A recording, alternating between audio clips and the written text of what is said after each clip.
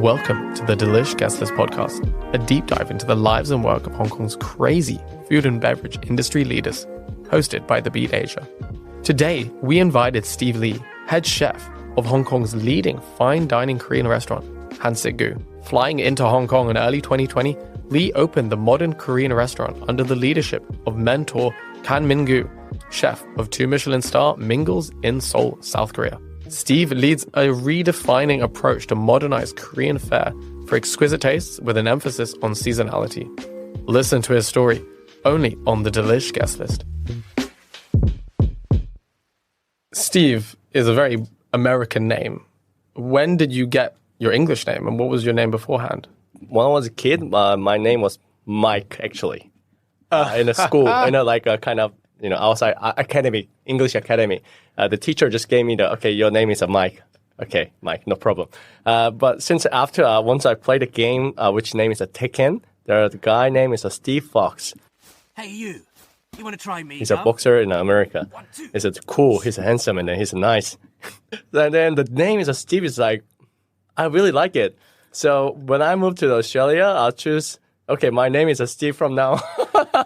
So with the American Army, you were Mike Lee. No, you remember, still when I was Army, I was just Baby Lee. Until when I finished my job, they still call me Baby Lee. Because there are so many Lee in the Army. Kim, Park, Lee, many. But that time, I have 2 Lee in my squad. Because one guy is bigger than me. So he called Big Lee, and I'm a small Lee. And so you never had any formal English training before you learned English just through speaking with Army servicemen? Well, yeah, basically, yeah, Wow. it is. Because Korean, the education, we quite good about reading and then listening. But speaking-wise, it's not really, I learned it before. So basically, it's speak English for surviving, actually. Were you with the U.S. Army for 3 years? No, because the base in Korea, so all the U.S. Army base in Korea. So I worked there for a year and 10 months. Wow. Yeah. When you were in the Korean Army, did you like the meals, the MREs that you ate, or? Well, my term is super good. As well as said, I work with the U.S. Army. I can say they have tons of support from their country. Really? Of course, over Korea we have a lot, but in a way, Army, U.S. Army is like USA, that things is there. So very impressive. Every day is very good. Like gym, meals, everything. So it's good food. Exactly, yes. Good lifestyle as well. Yeah, absolutely, 100%. So when you finished working with the U.S. Army for that year and 10 months in Korea, did you have an idea, I want to do the career that I wanted to before I joined? Or were you like, I need to find what I want to do in life? You mean about a job or? Yeah. I mean, before joining the Army, I already, I was already studying culinary arts in my university. Already made a decision since almost end of the middle school. I want to be a chef. So since I finished my Army service, I supposed to be going back to uni, but my father pushed me out. You just start to learn the English, so you need to go out to other country and then learn English more, and then come back. That's how I go back to Australia and started my career. Why Australia? Because Australia is that time is the most easiest country I can get my visa as a working holiday. Gotcha. And then also as a culinary way, I quite interested to learn and see. When I searched on the internet, I really loved it. I really like it, and then about the culture.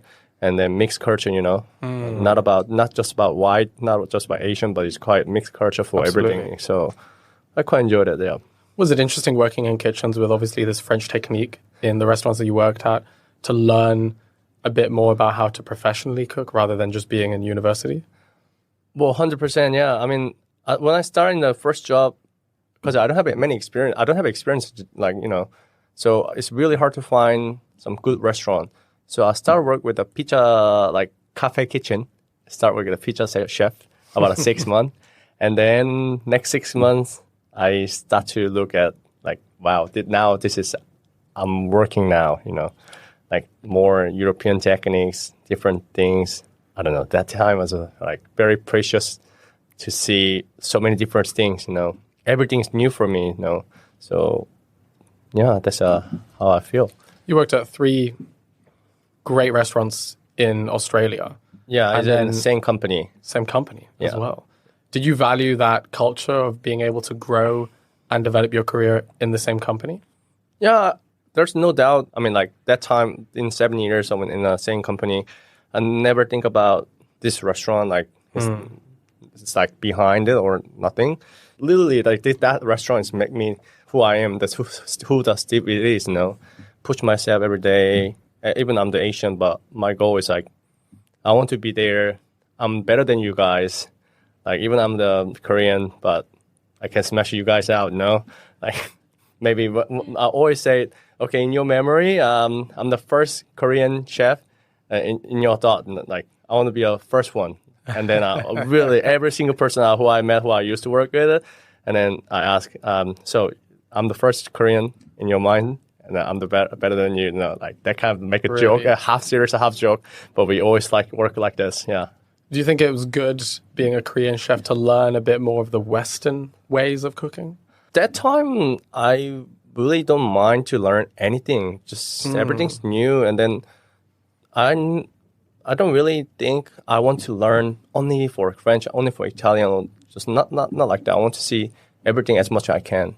So start with like a wine bar, like casual European style, and then I move to the seafood basis.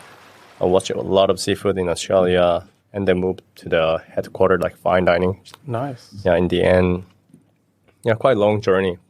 So in early 2020, you followed your mentor, who is Kang Min-goo at Mingles, 2 Michelin Star restaurant in Seoul.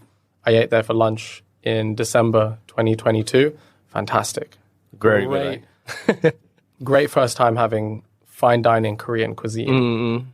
Why did you want to go back to your roots and come to a new city in Hong Kong and have this project to create Hansik Goo?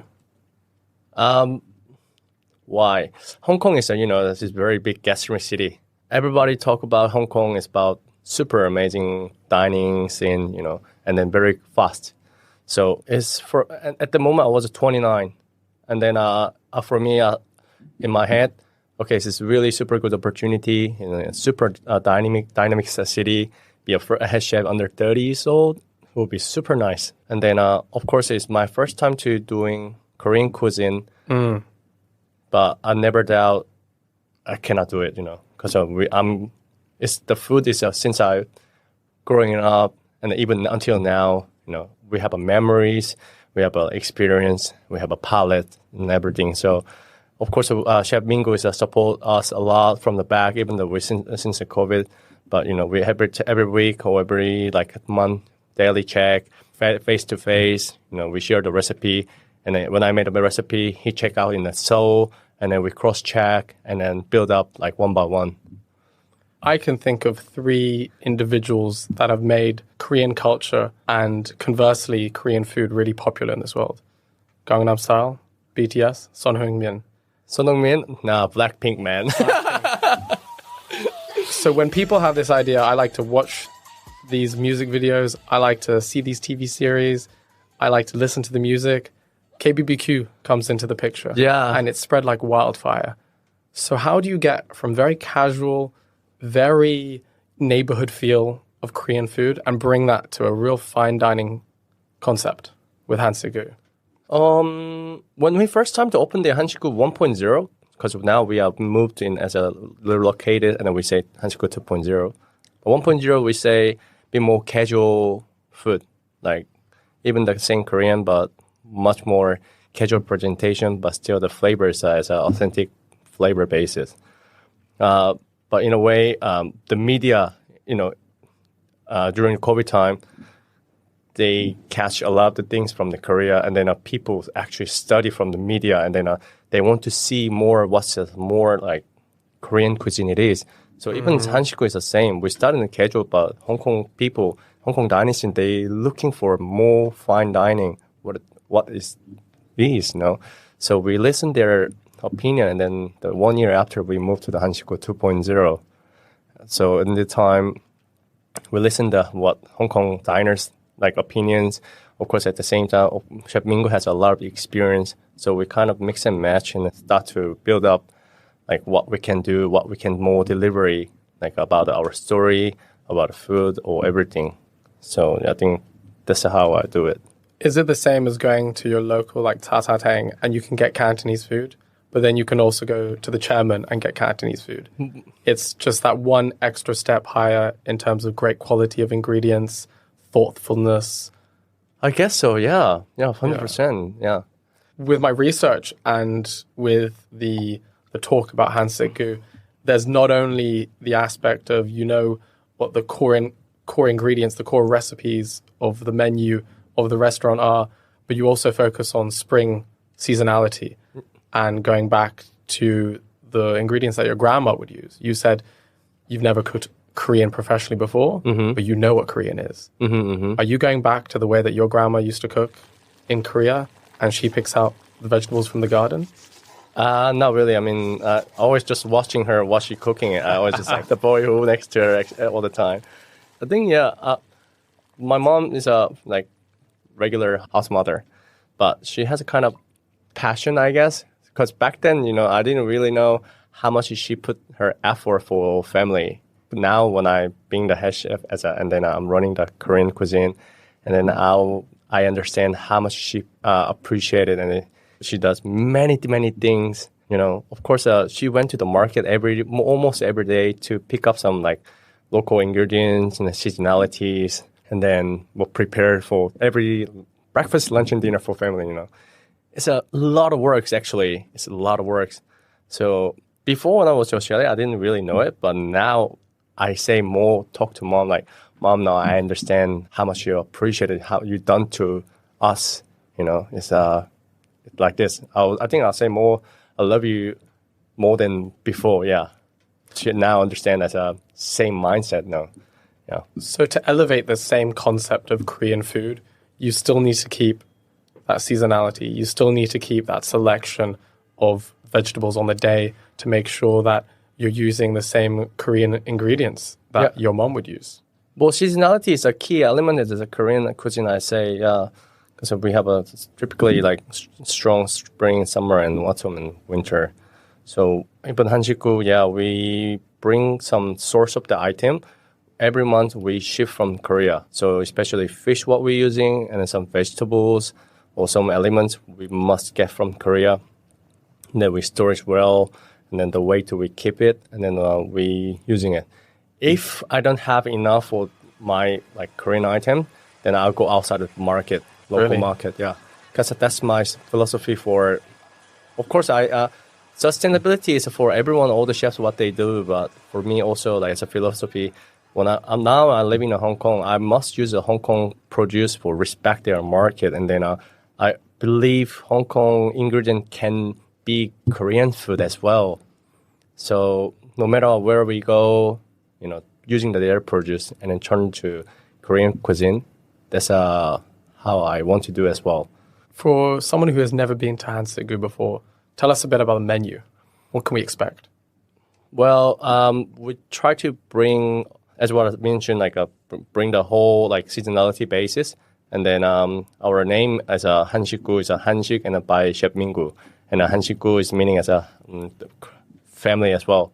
So we bring your experience as a sharing, as a friend and family. We can eat one dishes together, and then it's more comfort food, and then like authentic flavor basis. So even no matter what you don't know about the Hansik, you can come over anytime. You can feel our effort, even small details is everything. Yeah. Why does Hansik Goo have to be fine dining? Why does it have to be luxurious?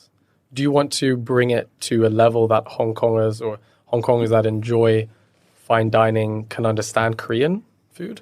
As I mentioned earlier, like Hong Kong dining scene, they always looking for something new. And then they excited about something tried new as well. So when I see in the Hong Kong market outside, there are many like KFC and then Korean barbecue is there. But at the same time, they always looking for something new as a like more premium, high end in the end. Gotcha. Yeah. So Hansik Goo, we also understand that mind, and then we bring it out to our cuisine and presentation, And then all the chefs, what we're working is a quite young generation. So we bring some modern techniques. I would say, modern Korean cuisine, as a fine dining way. Do you think it's also important for ZS Hospitality, the restaurant group that owns Hansik Goo, to have this, Hong Kong's only Michelin Star Korean restaurant, in its portfolio to show Korean food can be luxurious, it can be elevated, it can be in this format?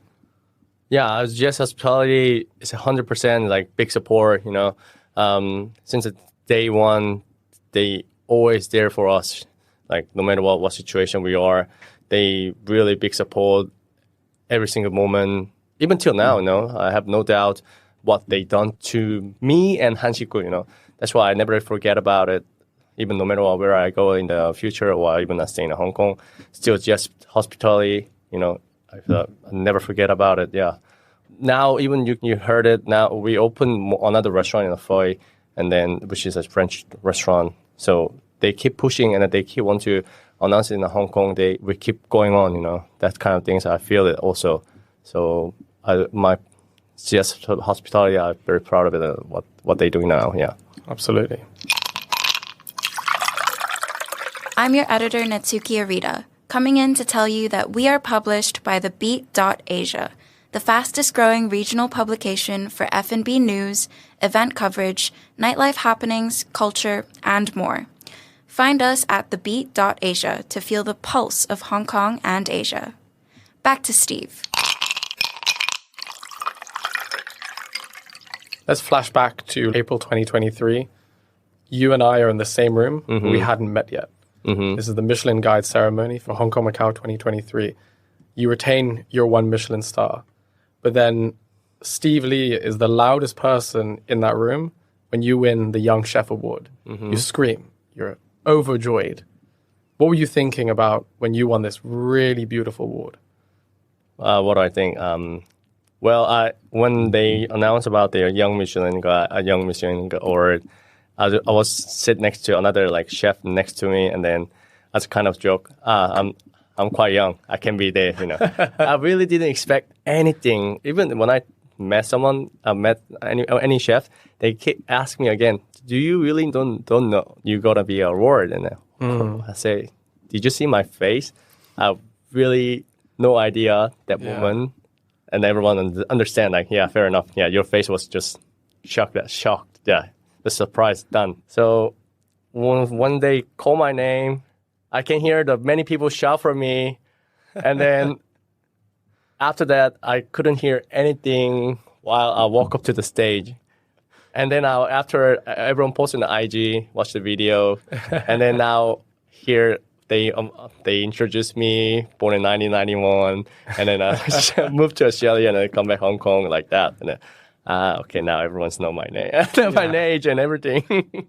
You must have been the youngest person there. I have one more friend the same age as me, but fortunately, I get it. So, do you think it's important to be recognized as a young chef who's accomplished so much, getting this award? 100%, I say. I talked to Chef Min-goo about this, and then he said, "Very proud of you." And then this kind of the award is only one time you can get in your whole career in your life. Chef Min-goo said, Chef Min-goo said that if you're doing well, keep pushing yourself, 2-star, it will be there. But kind of this young award things is it's only one chance once you get it. That moment.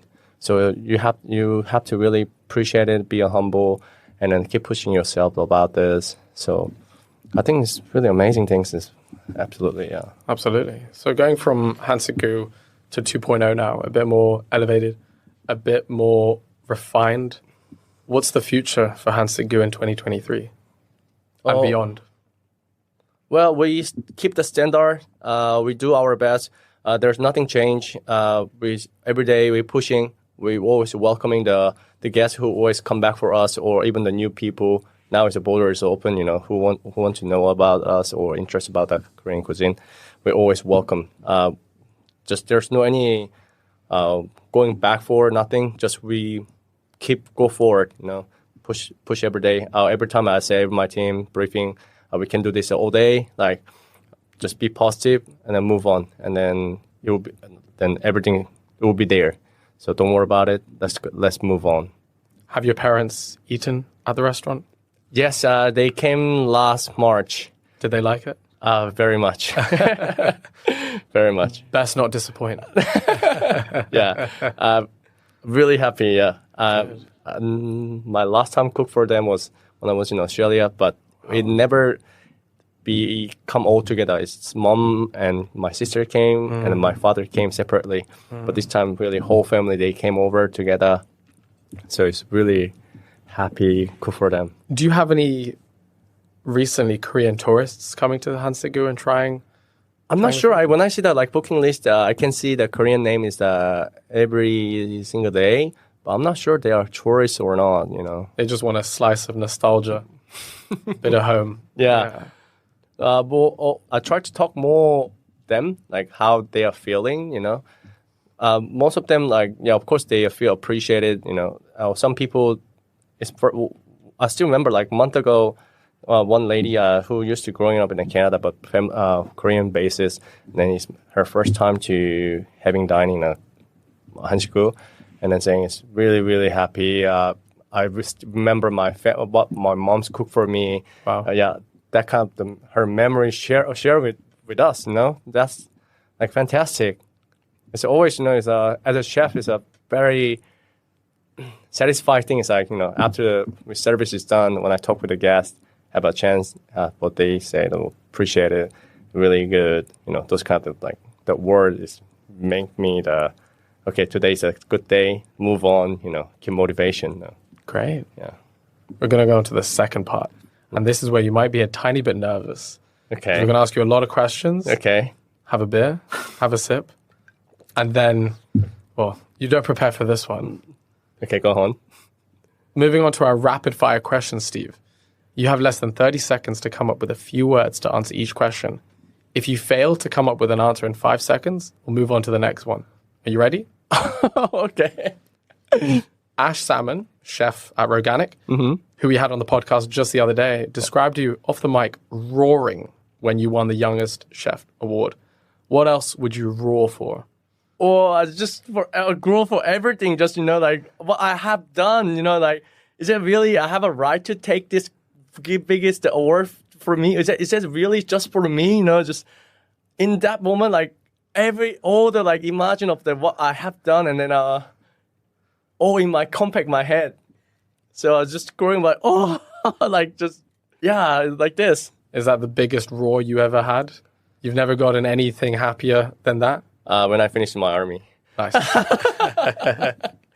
What's your go-to meal when you're feeling too lazy to cook? Of course, instant noodle ramen. Okay. Easy. What brand? What brand? Anything. I have plenty Indonesian, Chinese, Korean, Hong Kong? Korea for okay, sure. Yeah. There you go. Yeah. What's a misconception about Korean cuisine that you'd like for people to know?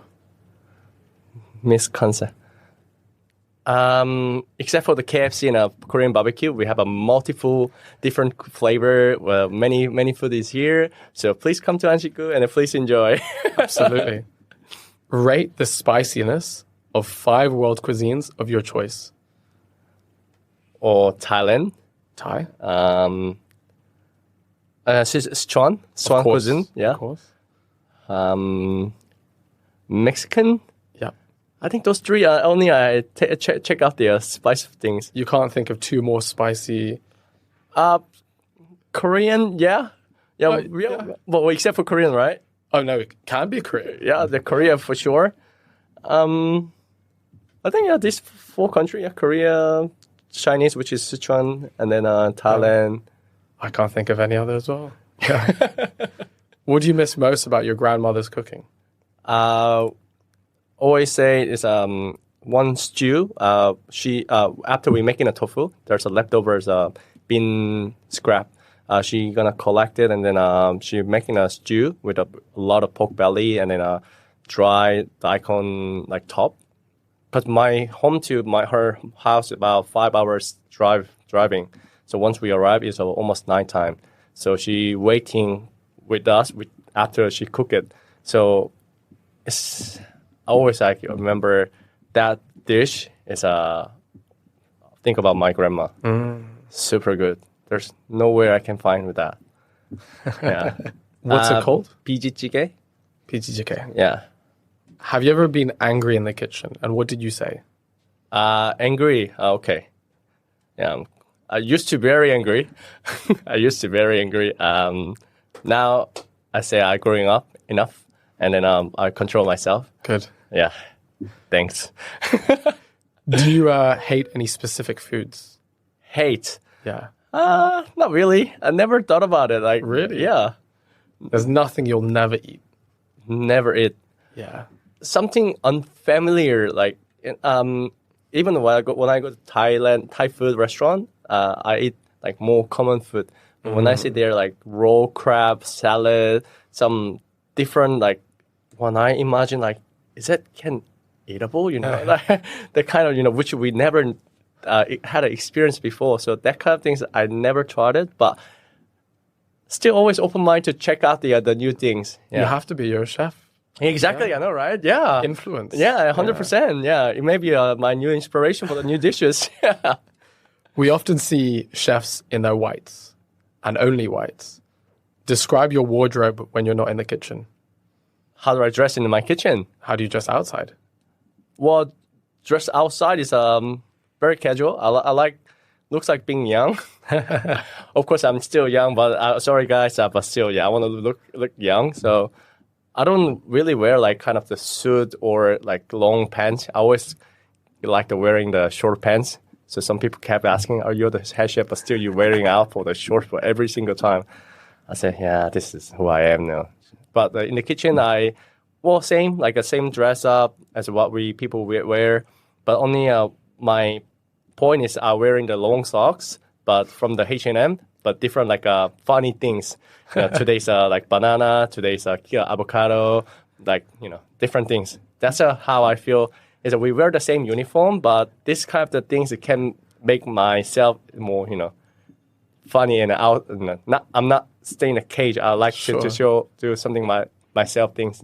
Do you wear the same shoes outside the kitchen and inside? No, the kitchen? no, not at all. You don't want to get those Nikes dirty. Yeah. Wearing the Birkin, okay. yeah, in a kitchen. But Hard shell. You drop something on that, you're not going to break your toes. yeah, 100%. No sauce on your Nikes. No way, yeah. What is an underrated Korean dish that visitors must try? Underrated. Yeah. Is there anything underrated? Is there anything in Korean cuisine that is overrated? Too popular? Oh. KFC, maybe? Well, I think the KFC is well deserved it. Everyone's loved it. Has to overrate it. Oh, I never thought about it actually. Yeah. Oh yes. I'll say just one dish. Sundae-guk. Have you heard it? What is that? As a Korean pork intestine soup. So Korean pork blood, and then some vegetables, noodles, those kind of things. For nowadays in Korea, my age is called like kind of soul food. Because there's many restaurants out there. It's like 24/7. After finishing work, it's very, very comfort food. Wow. Super, super. I think still people we say like pork blood like a soup. Quite people think it's like, oh no, I'm not. It's not my kind of food, but it's very underrated. Nice. You want to try it? Oh man, super. The last time I really craving it, so I made it myself in a Hansik Goo for staff meal. All my kitchen staff is like growing like yes, chef. No? Are you the one who does staff meals for most of the time? Not the most, but I love to cook for them. I love to cook for my kitchen staff. Something like especially because my old staff they like to cook at Korean cuisine, so I'm not trying to cook Korean cuisine. So I like to do like Thai food or Vietnamese or more Chinese. Even I work in Hong Kong, I taste it. I try to make it, so like char siu or siuk or different like Sichuan like chickens, different things. I love to cook the Asian flavor. Nice. And then when I ask people to what do you want to eat this time, and then they ask, then I'll try to make it for them as well. Nice. Yeah. If you could have a superpower that only activates at work, what would it be? Teleport. Okay. Kitchen, table, front of house. Yeah, like that. Easy. Yeah, Korea. Yeah. What are you cooking up in the coming months that you want to share with us on the podcast? You mean the new dishes? New dishes, new events. Well, I'm working out of course, a new summer menu. Now it's summer is coming, so I need to work it out. This time I try to use the local dry sea abalone. So, as what I said in the before, like philosophy of my cuisine, I love to use the local ingredient. But while I'm staying in Hong Kong, I really feel amazing about the dry seafood. So I already used the dry sea cucumber before. I turn into the like stuffing with some protein, make the like a dumpling before, and then, or some chop it and then we put on top of the rice. So sea cucumber rice before, but this time I want to try work it out the dry sea abalone. So Wow. I tried a few times. Oh wow, it's so complicated. Of course, 1 or 2 times like not good, not enough, of course, but I keep asking all chef around, Chinese chef, all my seniors, asking about the guidance. And then some people, they actually come to Hansik Goo to taste it, and then he let me know the more direction. So yeah, for another summer dish, I'll work it out the dry sea abalone with our signature menu before was a samgye risotto, which is a dry chicken, deep fried chicken with a ginseng flavored risotto, and then I'm going to pair with the abalone. The dry abalone. Wow. But dry abalone are gonna soak in all the ginseng flavor goes in there. Doesn't look not too Chinese, but yeah, working on it actually. Yeah. Nice. Yeah, excited even when I'm working on it. In the moment, yeah. Awesome. Yeah. Do you have anything else to share? June we're gonna have wine dinner. Chef Min-goo will come over, and August also Chef Min-goo will come over. We do 30-year anniversary. We do collaboration with one very very very good restaurant. Name is Onjeum in Korea. Super authentic. Their team is come to Hansik Goo. We do something fun together, and waiting for you guys. Nice. Yeah. We'll be sure to report it on the Beat Asia. Thank you so much. No, thank you. Thank you very much.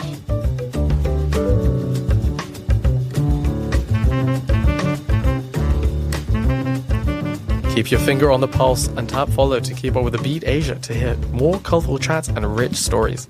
This episode is hosted by myself, Ruben Verabes. Big shout out to Steve Lee for coming on the Delish Guestlist to share his story. Our producer for this episode is Marcus Tramer, and we are edited by Natsuki Arita. That's all for this episode. See you in the next one.